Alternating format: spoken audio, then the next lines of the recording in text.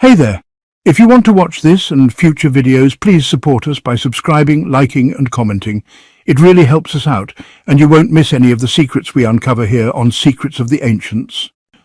The hidden secrets of Djoser's Step Pyramid.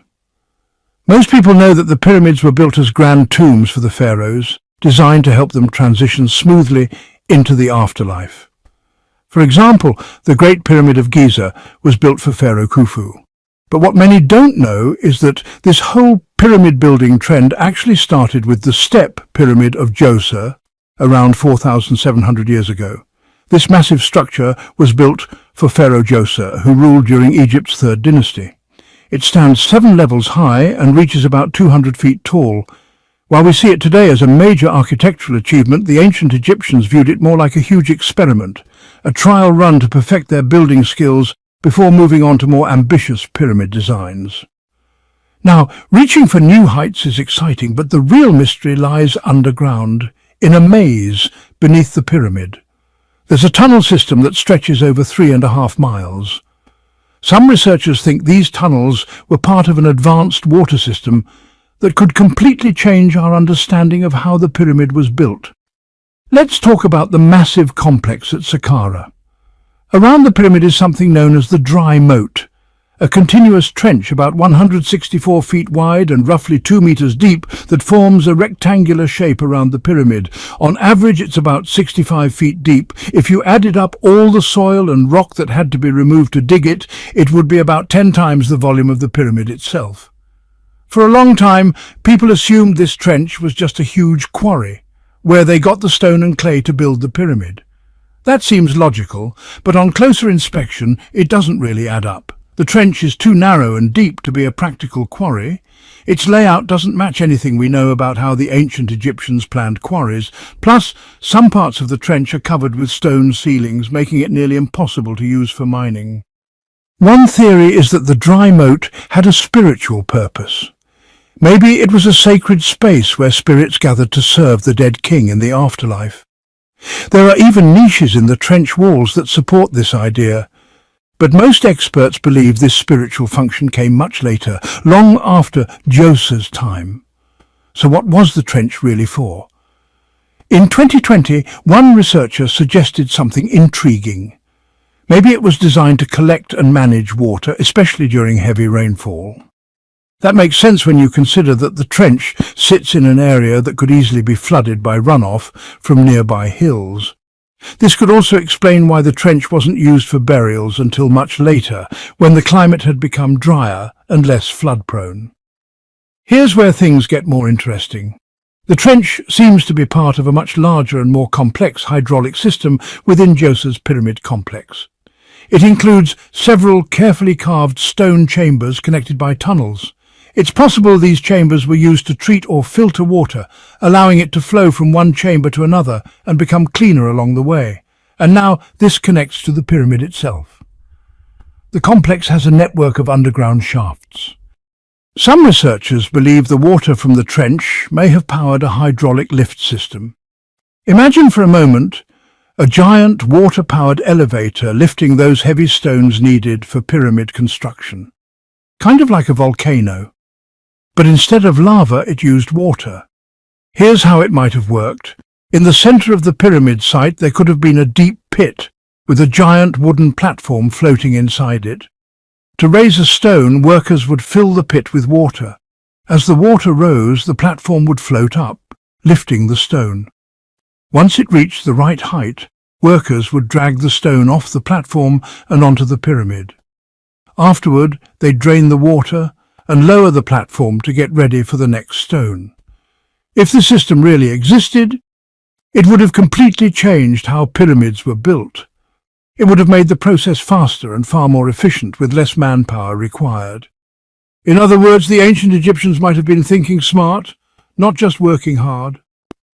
Of course, not everyone agrees with this theory.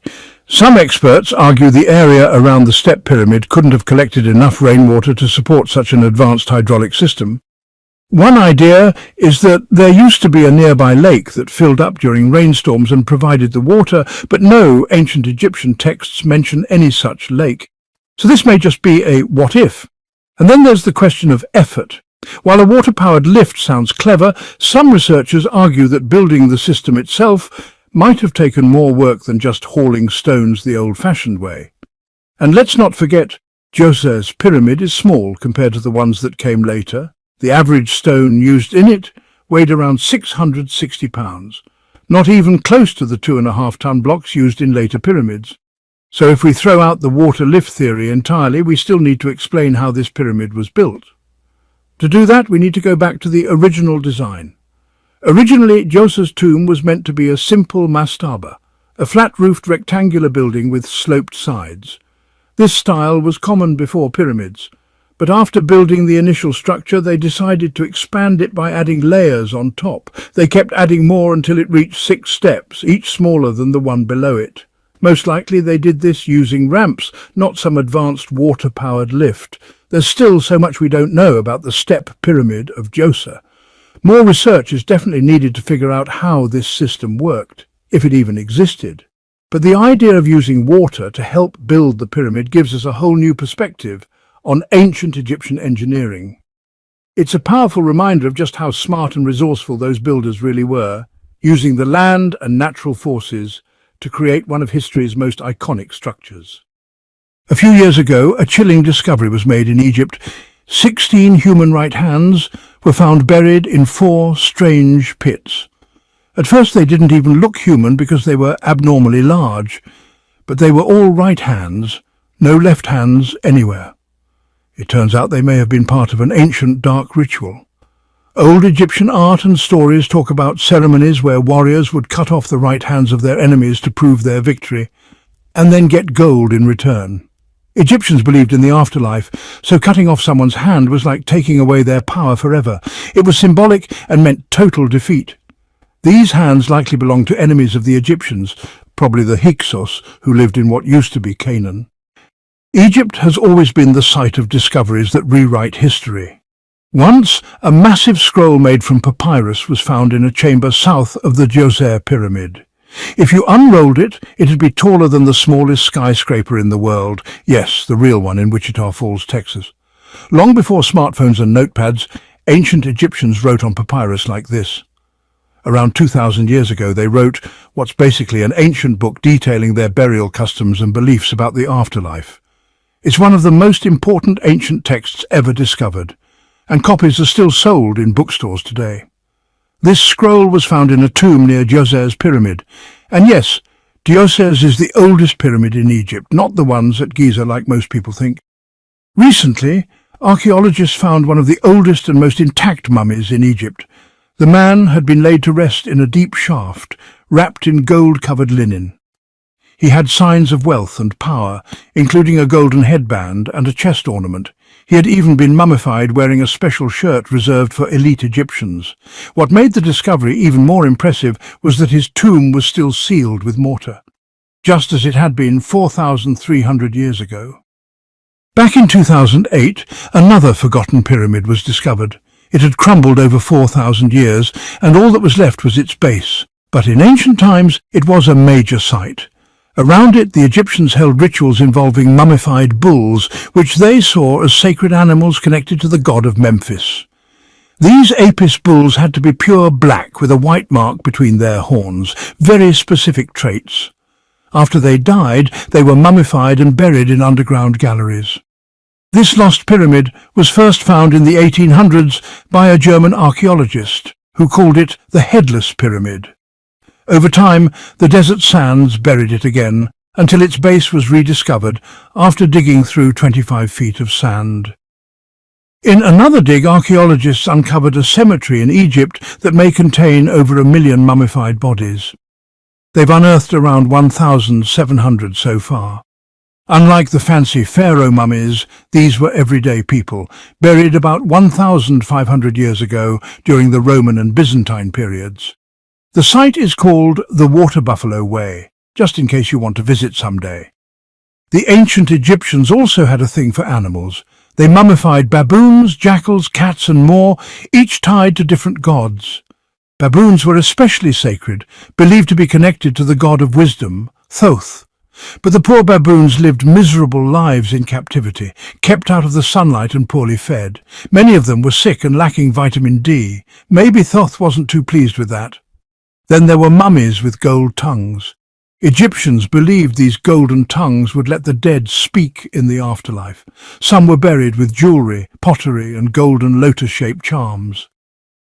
One newly discovered temple in Egypt was dedicated to Zeus Cassius, a mix of the Greek god Zeus and a local Egyptian mountain. Archaeologists found two large pink granite columns sticking out of the ground, believed to be the temple's entrance, likely knocked down by an earthquake. And let's not forget about the god of fun. Yes, really. A golden ring was found with an image of a joyful dwarf-like god, often linked to partying and childbirth protection. In ancient Egypt, women even got tattoos of this god on their lower backs to help protect them during labour. Finally, a wooden statue in a museum was found to contain a secret mechanical system. It had a pivot running through its shoulder and leg. When activated, the statue's arm would move like a robot.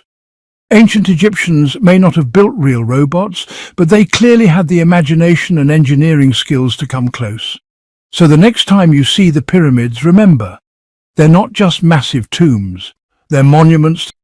The administrative workers and builders all worked about 10 hours a day. They were well fed and had decent housing, living more comfortably than the average Egyptian at the time. It's believed they lived in a temporary city nearby and were part of a well-organized community with a strong leader. The pyramid itself seems to have been designed to align with certain compass points, and its sides symbolized rays of the sun. But back then, compasses didn't exist. The ancient Egyptians figured out directions themselves with surprising accuracy, using constellations to align the pyramids. The construction site was set on the west bank of the Nile, which also had symbolic meaning. Just like the sun sets in the west, so does life. The second pyramid at Giza was built by Pharaoh Khafre, the son of Khufu. It's a bit smaller, but it's the one with the famous Sphinx. Yes, the one with the missing nose. No one really knows what happened to the nose, but it's part of history now. The Sphinx has the body of a lion and the head of a human, and was considered a guardian of sacred places. This particular Sphinx, usually referred to as Abu al-Hol in Arabic, has the face of Pharaoh Khafre and faces the rising sun, guarding his pyramid. The Sphinx is one of the largest and oldest statues in the world. Originally, it didn't just have a nose, it was also painted. Traces of red pigment have been found on its face, and there are also hints of yellow and blue on its body. So no, the statue wasn't always dull-looking. Up until around the 1800s, it was buried up to its shoulders in sand until an adventurer dug it out with a team of 160 men. Back to the construction side of things, workers, of course, needed massive stone blocks. There were two main sources. One quarry was close to the site, but the yellow limestone from there was only suitable for the inside of the pyramid. The outer limestone blocks had to be brought from about 8 miles away. These blocks, weighing up to 30 tons, were dragged on long wooden sleds. Surprisingly, it wasn't that hard to move them. The sand, when mixed with just the right amount of water, became slippery, and as few as 10 workers could pull the sled, even with a heavy block on it. Cutting limestone wasn't the hard part either. When freshly quarried, the stone is soft and easy to shape. But once exposed to air, it hardens. The real challenge was shaping the blocks precisely. Even a tiny error could cause the whole pyramid to collapse. So the limestone blocks were quarried, shaped and dragged. Then what? How did they get placed so precisely? That part is still a mystery. Archaeologists found remains of a system dating back to pyramid construction times, and historians generally agree that the Egyptians probably developed a unique ramp system to pull and lift the massive stones. The most popular theory is that there were several ramps built around the pyramid. Some suggest a central ramp with staircases on both sides that rose along with the pyramid's height. Workers might have climbed the stairs and pulled the stones up using wooden sleds. But this is just one possibility. Others believe the ramps wrapped around the pyramid or were even built inside it. Honestly, we may never know for sure. It might always stay a mystery. The pyramid's outer limestone was polished using sand and stone until it shone. At the top there was a golden or silver capstone that sparkled above Egypt like a second sun. That was 5,000 years ago. As for the inside of the pyramid, it's surprisingly empty. Most of it is just solid stone with only a few small chambers. From the entrance there are two passageways, one going up and the other down, leading to 3 rooms. It seems the builders had to always keep a burial chamber ready, just in case the pharaoh died before the pyramid was finished. So they built multiple chambers as they went, with the final one being the king's chamber, where Khufu was laid to rest. It's the largest room at the heart of the pyramid. There's a large hallway that leads to it, which was likely used to transport granite blocks upward. Granite was also used to build 5 supporting beams above the king's chamber to stop the pyramid from collapsing, and clearly it worked. The pyramid is still standing after all these centuries. Unfortunately, there are no hieroglyphs or inscriptions inside the pyramid. If you want to see ancient writing, you have to visit the decorated tombs nearby. These tombs show scenes from daily life and allow researchers to study the language and grammar of ancient Egypt. Most treasures from the pyramids were taken long ago, and while many secret passages and tunnels exist within the pyramids, the full layout is still unknown. Scientists have sent small camera-equipped robots inside over the years, but we still haven't figured everything out. They're now using X-ray scans to try and see inside the pyramid from the outside, without going in. Yes, the ancient Egyptians left behind a mystery that's remained unsolved for 5,000 years. Now imagine this, it's night time and you're about to enter King Tutankhamun's final resting place. You don't have a flashlight, but at least you brought a torch. You go down several flights of stairs, noticing the walls covered in hieroglyphs. It almost feels like a spell.